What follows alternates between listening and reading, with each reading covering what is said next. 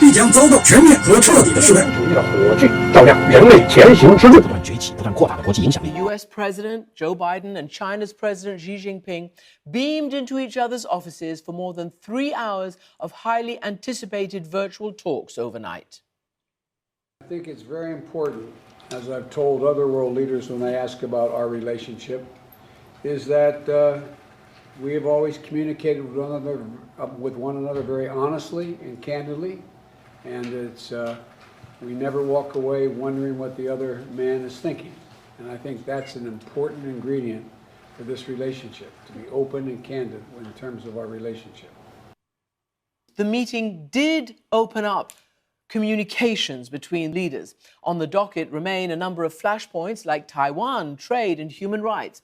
Here now to discuss from Beijing is Victor Gao, a former top official in the Chinese Foreign Ministry and now director of China National Association of International Studies. And from Maryland, Robert Daly, director of the Kissinger Institute on China and the United States. That's at the Woodrow Wilson Center. Gentlemen, welcome both to the program.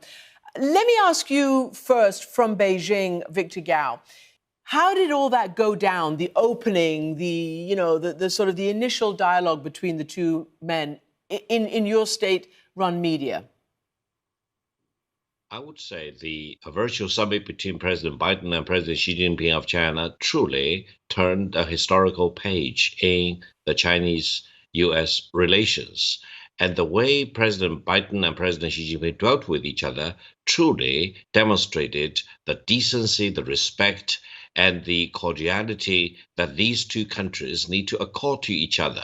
This is a truly important meeting. It gives all of us a collective sign of relief because it signals that despite of all the challenges and difficulties, China and the United States, from the heads of state down, should deal with each other, engage with each other to deal with all the challenges and pressure points and strive for common good rather than getting onto each other's jugular.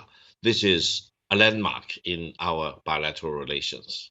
Okay, well, that's a pretty optimistic readout. So let me ask you, Mr. Daly, whether you agree with what Mr. Gao says and how the Chinese have read into this meeting.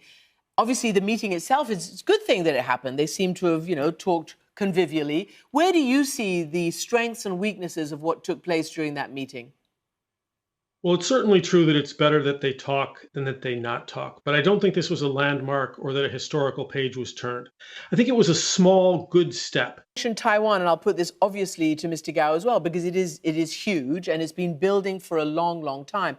We read now from the White House that the US and China, their officials will, quote, intensify communications and discussion on the issue of Taiwan. That came out after the readouts and after the summit. What needs to be done, Mr. Daly, on the issue of Taiwan? What does intensify communications and engagement mean to you? I think it means that the Biden administration has to convince China, to reassure China that we are still dealing with Taiwan within the framework of the One China policy. And this is going to be difficult because we interpret that policy differently. The United States takes a very minimal view. It means the One China policy for the Biden administration means that we recognize Beijing and only Beijing as the leader of all of China. But beyond that, we're going to sell Taiwan arms. We're going to try to get it to have more international space, to have better trading relationships. We're going to work closely with Taiwan.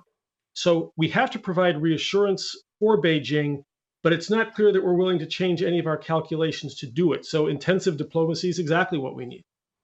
So let me ask you the similar question then, Mr. Gao. From your perspective, from China's perspective, do you think the United States, certainly the President of the United States, allayed your fears and your President's fears over Taiwan? I'll just say what your President said. He has warned that American support for Taiwan was, quote, playing with fire. First of all, I think President Xi Jinping just gave the message of simplicity, straightforwardness, and elegance to President Biden of the United States. Why? If we look at the issue of Taiwan, several things are carved in stone. Taiwan is part of China. If you read the Cairo Declaration, the Potsdam Declaration, which became pillars of the post-Second World War international order, then you know that Taiwan is part of China. Number two is that there was a civil war between the communists and the nationalists at the end of the 1940s, leading to fleeing mainland China to Taiwan by the nationalist groups under Generalissimo Chiang Kai-shek. That was a fact. And the current status between China's mainland and Taiwan is actually the unfinished civil war in China.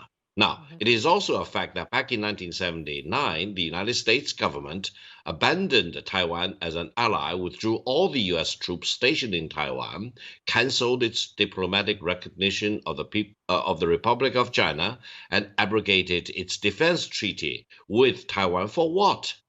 For recognizing the People's Republic of China as the sole legitimate representative of China. That's all facts. Now, we just need to deal with this Taiwan issue within these historical guardrails. Because otherwise, we cannot talk about this issue anymore. Right.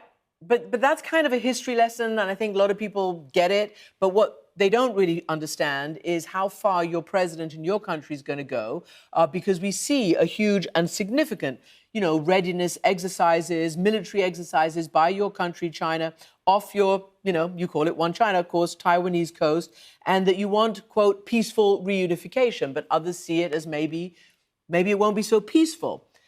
Does your president have some reassurance after what President Biden told him last night? Or do you think it might devolve into a military, showdown of some sort in some time in the future? First of all, it's very encouraging that President Biden reassured everyone of the one China policy. This is the most important thing. Now, the other thing is that the U.S. practice regarding Taiwan is conflicting itself, because what the United States has been doing recently adds more fuel to the fire of certain political forces in Taiwan, which demand moving towards independence of Taiwan.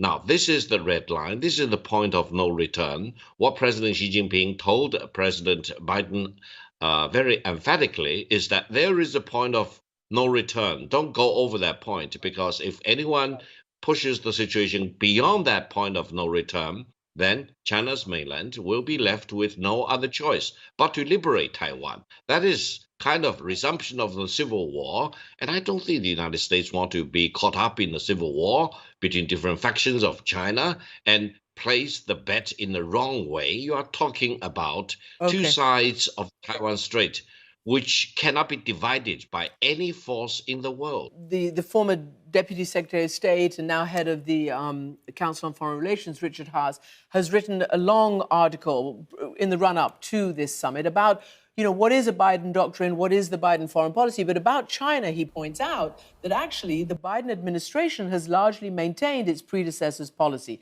predecessor being Trump. Biden himself has spoken of extreme competition with China. His coordinator for Indo-Pacific Affairs has proclaimed that, quote, the period that was broadly described as engagement has come to an end. So which is it? Is it extreme competition? Has engagement failed? Or what now?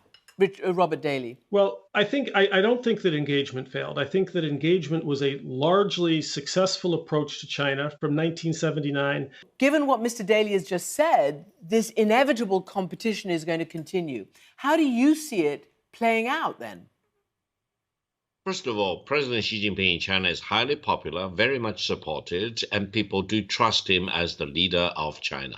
If we talk about China-US competition, we need to raise a very fundamental question. What do they compete for? Now, you may say China competes with the United States for the size of the number one economy in the world. No, that's not competition. Eventually, China will be larger than the United States. I think the key is that the United States may consider itself to be the top dog of the world, and China has no desire, no willingness to replace the United States as the top dog. Why? Because we see no fun in replacing the United States as the top dog of the world. Okay. That's interesting, and we appreciate your perspective. Thank you very much indeed, Victor Gao and Robert Daly.